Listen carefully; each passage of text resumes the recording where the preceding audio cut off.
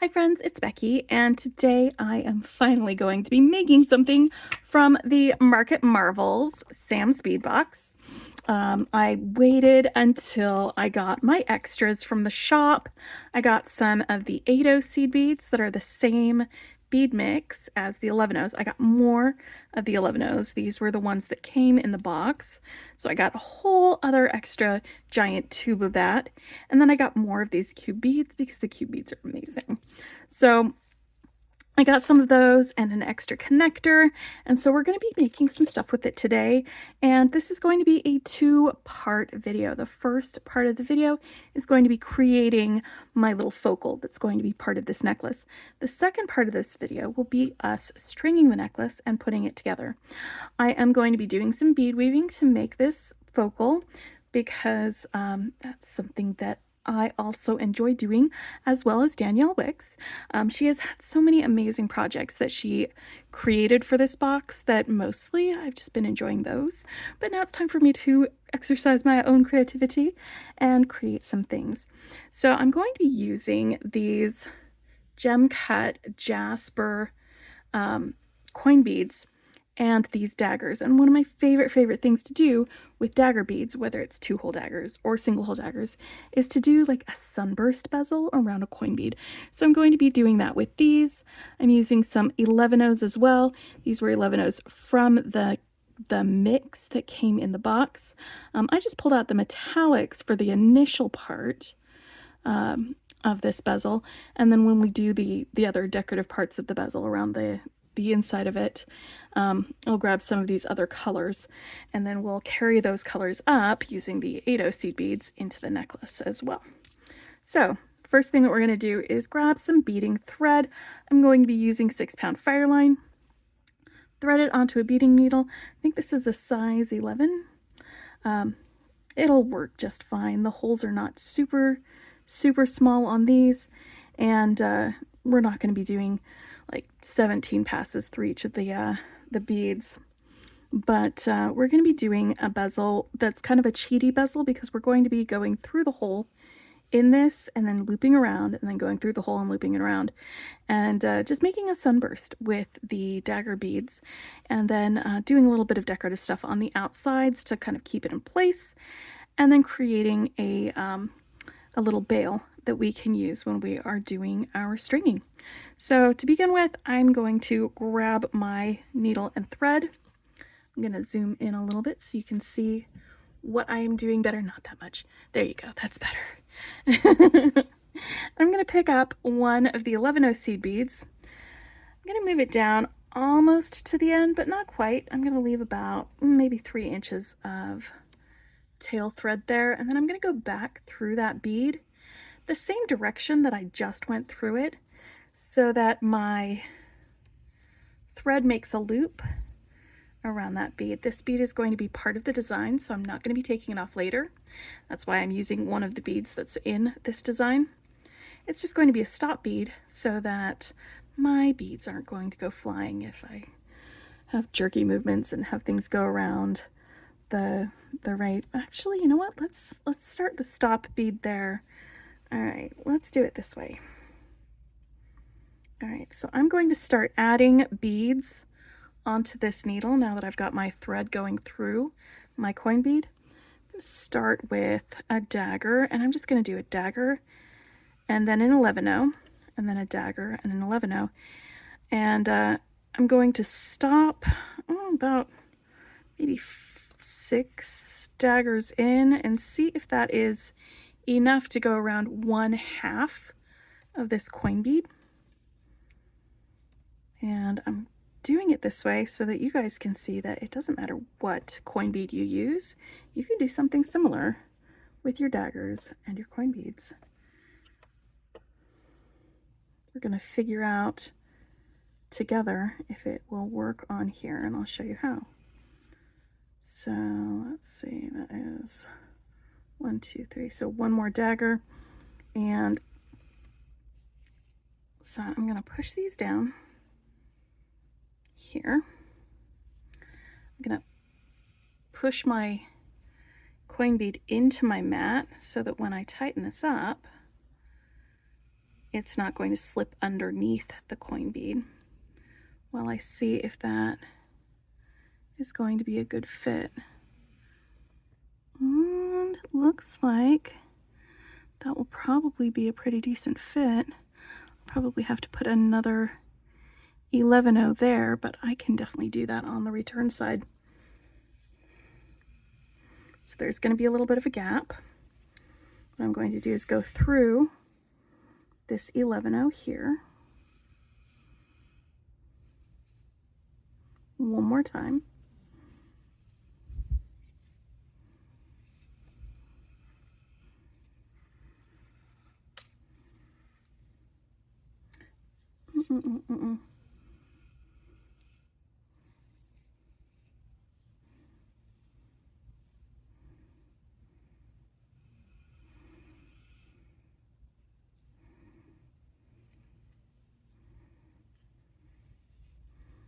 Go.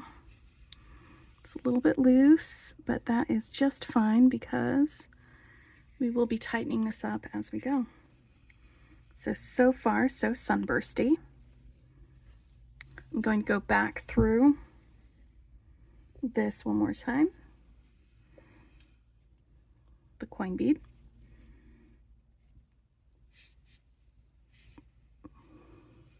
And I just pulled off, like, I don't know, I just approximated how many I was going to need. It was a guess. I may need more, I may need less than what I've got out here.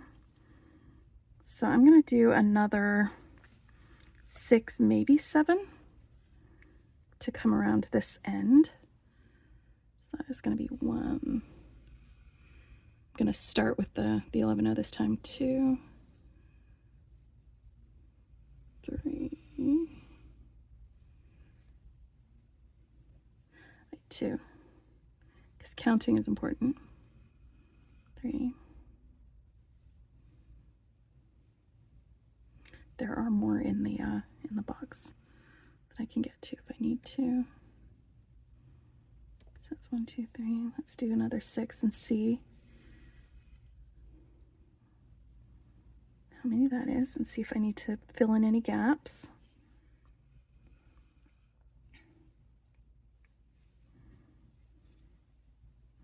Again, I'm going to push this in to the mat so that when I tighten it up,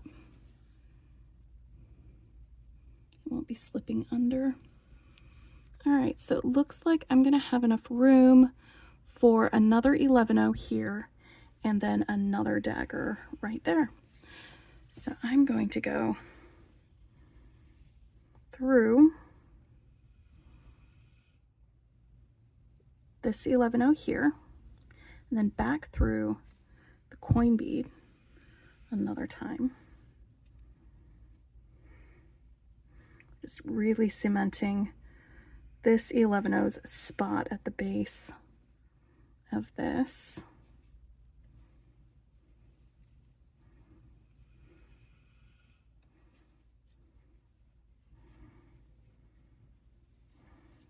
Give that a little bit of a tug to tighten it up. All right, and now I'm going to go through this all the way through to this side, and when I get up here I'm going to add another 11-0 and one of these guys, and we're gonna just go through one more time to tighten up the entire thing all the way around. So let's go. Oof. Or you know what, I could just go this way. Let's just add it now and go in this direction. And there's going to be a curve, so you're not going to be able to go through all of them all at once. So we'll need to go through a few at a time.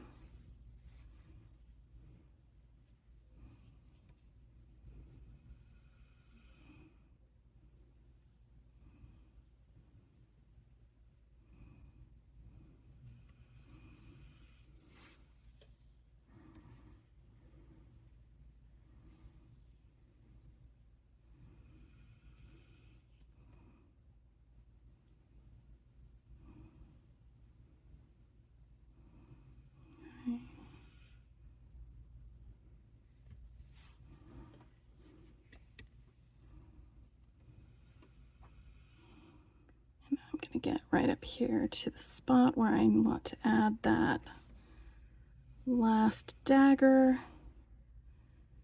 to make up for that. This one's going to be a little bit looser because we haven't tightened anything up. I'm going to go over a couple more from there.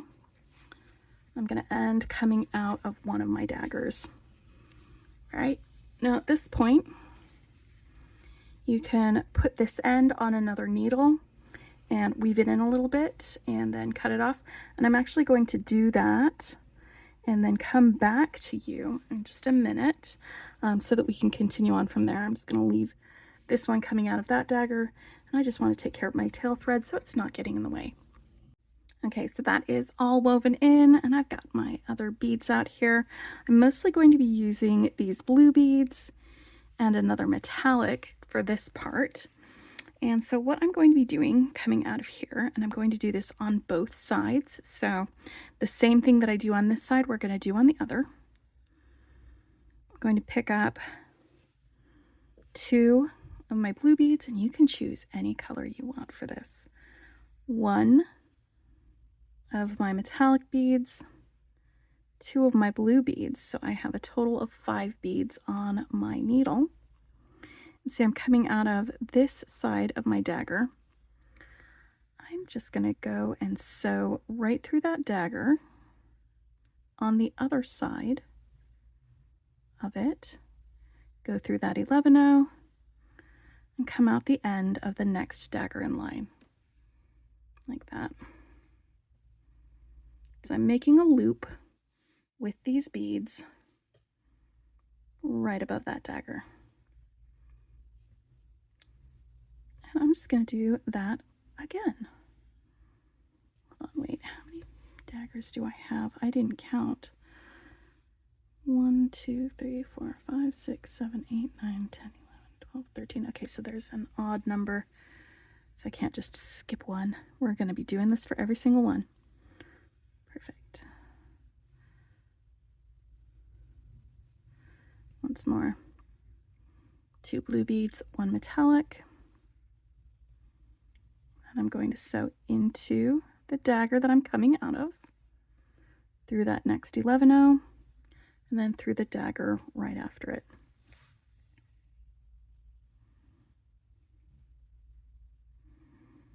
Like those. These are going to come up over it to kind of give us that bezel to capture it. So I'm going to do this all the way around for every single dagger that I have on here. So let me go ahead and do that. I'm going to continue all the way around, doing that loop-de-loop back into the dagger that I'm coming out of, going through that next 11-0, and then the next dagger. And once I have all of these up above my little petals, my little dagger petals, then I will come back here and I'll show you how to tighten this up. All right, so this is the last one that I'm doing all the way around. You can see they kind of are like fringes over there. The coin bead is twisting on its string a little bit, and I'm just trying to get through this last dagger. And instead of going through the 11-0 and the next dagger next to it, I'm just going to go through that last one to get my guys up there. And then I'm going to go through the 11-0s next to it. So you've got like each of these is like a little ring or a little arc over those. I'm going to go through right there on the next one.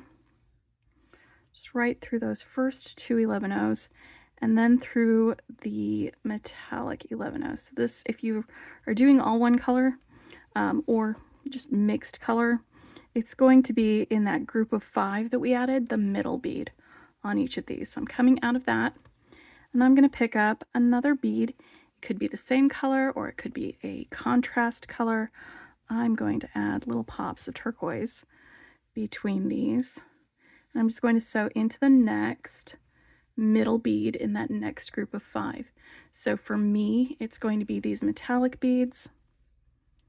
And I'm just going to go through all of this with you because this isn't going to take very long at all for us to add all of those. And that's going to bring each of these little fronds that we made together. Because with fronds like these, who needs anemones?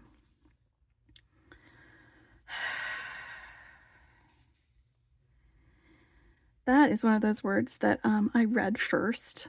And so in my head, I pronounced it incorrectly, and I didn't learn how anemone should actually be pronounced until I was a grown adult with my own children. And I went to the Finding Nemo in the theaters with my small son. And suddenly I was like, oh, all of that time that I was calling it an anemone. That entire time. That's what happens when you read words instead of hearing them. You tend to pronounce them wrong.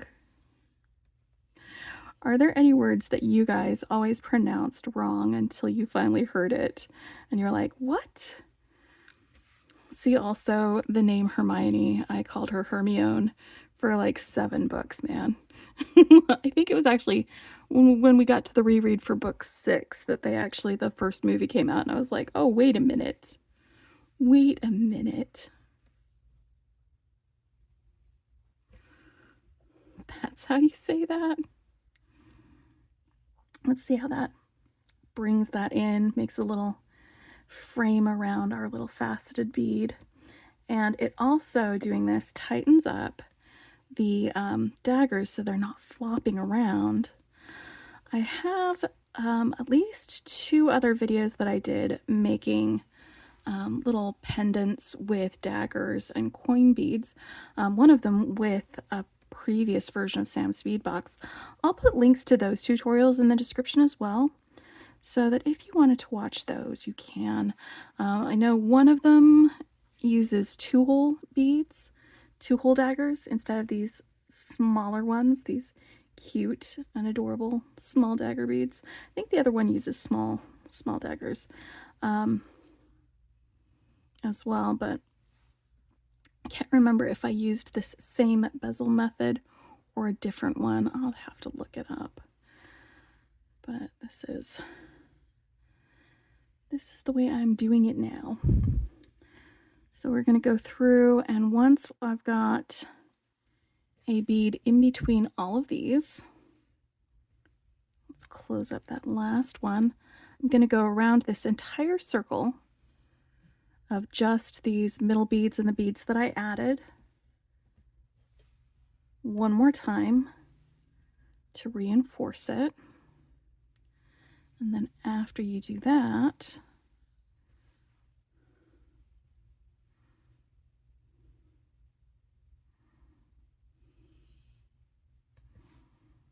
hold on, it's almost reinforced.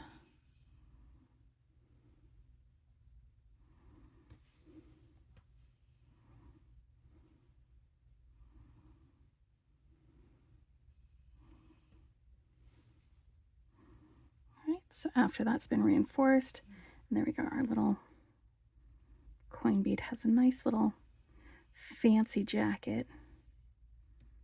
Fancy jacket, a pretty coat. You'll want to turn it over and do the other side. I already did it. But you'll travel back through the beads till you get to one of these and do the exact same thing, doing all the loop-de-loops all the way around. All right, so I'm going to choose a spot that I want to make my little bail, and I think it's going to be right here. So let's just go. I'm going to travel through these beads until I get, whoop, where did you go, buddy?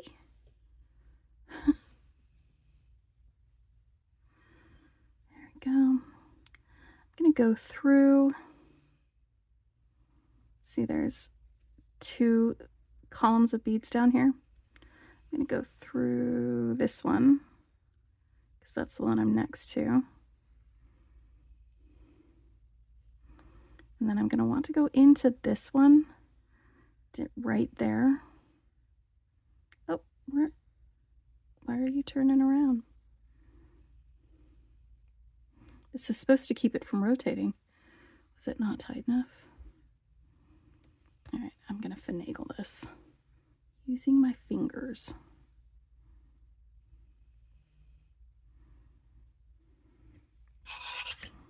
Maybe a little tool to tuck him in and figure out where he wants to be. Sometimes, you know, you gotta help your kids get their hands into their jacket pockets. All right, we made this little jacket for our coin bead. Need to tuck his hands in. All right. Where am I coming out of? All right, this one here, I'm going to go into this one right next to it. So I'm coming out of this one. I'm going to go into that. But first I'm going to pick up 2 beads. And go right into that. Because I'm going to start a little bit of a ladder stitch. Bloop, bloop. These 2 red beads right there.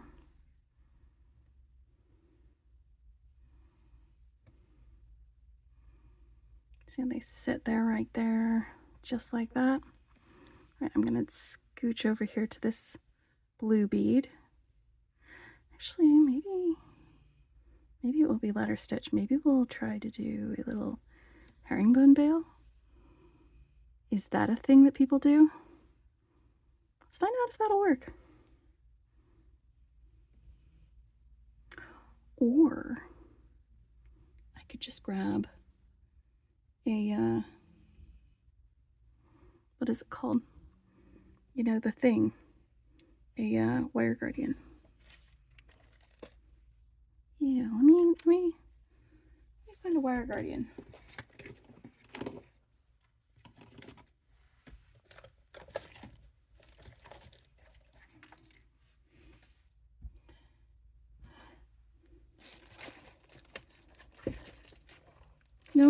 Nope, we're not doing a wire guardian. I have decided. Here we go. I'm going to pick up 2 more of these guys. Go back through these 2.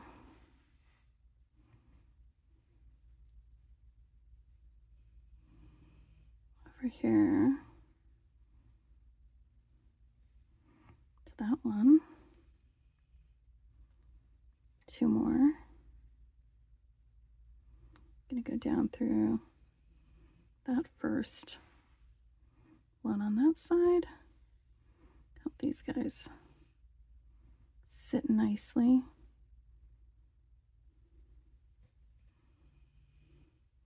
Just want to make a something that's long enough that I can bend it over itself. So I'm going to go through the bead that's next to it. Those 2.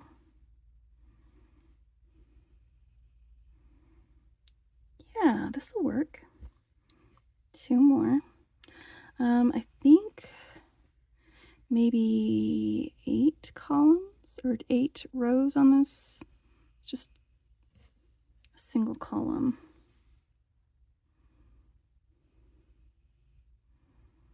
I just need it to be able to bend over itself so I can sew it into these beads under here. And then it can be a little bail behind that guy when I string it.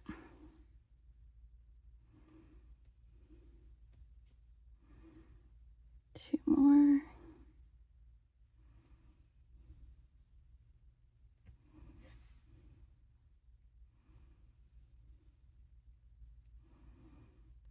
And since I'm going to be stringing on beading wire, it does not need to be a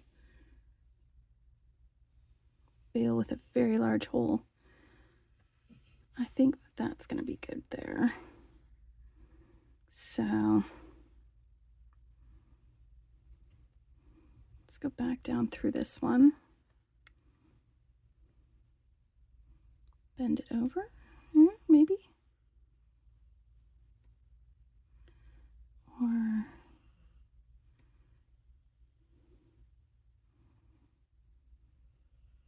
maybe through all of these.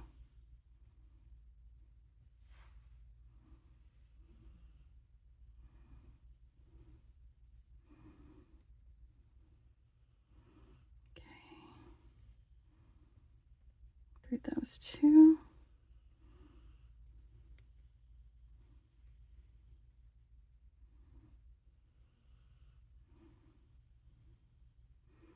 And down through this one.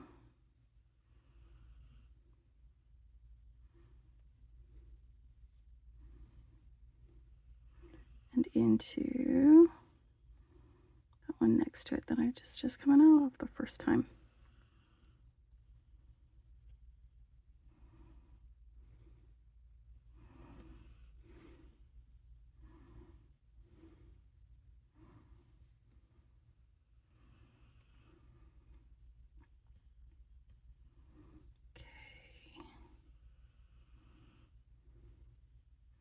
I'm going to travel back up through this bale, through that side.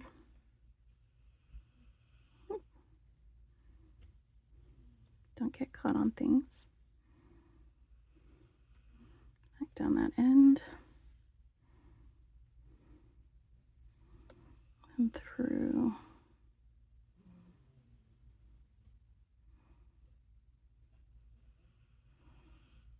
Just that blue bead. I just want the blue one.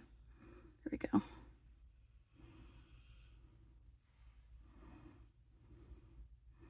And I'm going to jump over to this next blue bead next to it. Like that. Go up through here.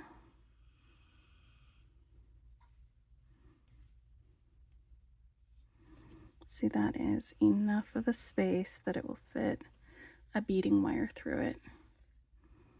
All right, I think probably this is reinforced enough at this point. So I'm going to weave this in to the rest of my work and then get to a point where I can just burn it off.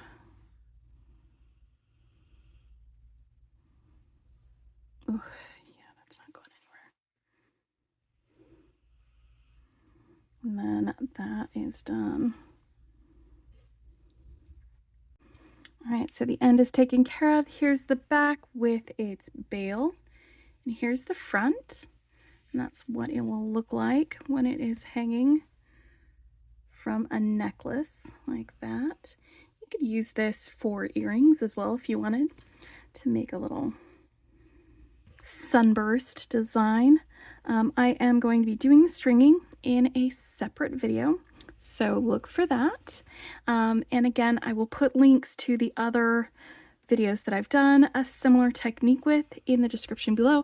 I'll also put a link to my unboxing from the Sam's Bead Shop box. This was the one that was curated by Danielle Wicks, and she has done so many other designs and fantastic things with it. This is just something that I wanted to make. So look for me next time. We'll put this together into a pretty necklace, and I will see you later. Happy beading. Bye.